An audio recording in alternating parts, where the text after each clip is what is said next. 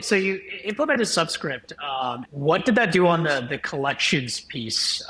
Were there other portals and stuff like that you had to fill that out? Like how did that work? You after solving the invoicing piece? Yeah, so I would say Subscript got us from like 0 to 60 in the sense that like it'll cut the invoices out as long as you have the emails up to date. It'll send that out. It'll do kind of automatic dunning where it's just like on a schedule of like, hey, 3 days before it's due, I'm going to send an email.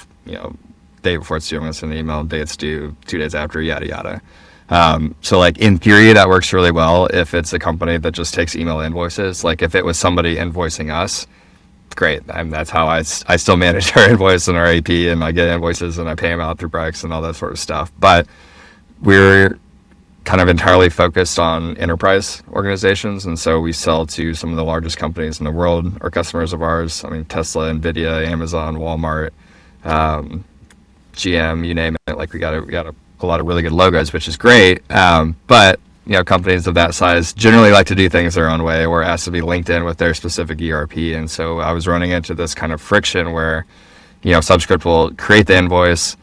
I can get a PDF copy, but then I still need to go out and upload it into Coupa or into Ariba, or Tesla has their own invoicing system that they built in the house. Amazon has their own invoicing system they built in the house. And now that we have hundreds of customers, that became somewhat unsustainable, where I had to have I had a 3-hour block on my calendar every week of just like, okay, what do I need to do on invoicing? What do I need to draw out, put into the portal? It could be a few days or maybe even a week delayed of when I cut the invoice versus when I uploaded it, just based on availability to log in and manage those. And the flip side of that too is, as we kind of scaled and we had salespeople kind of join the team and in and out, there wasn't really like a operations or finance lead. We somehow created like 6 Ariba accounts for Compa and like 2 Coupa accounts. And so like I had to merge all those. And then there's still an aspect of like one account's under one of the sales reps' names. So even though the accounts are merged, I need to know like which sales rep to go under to find a certain customer.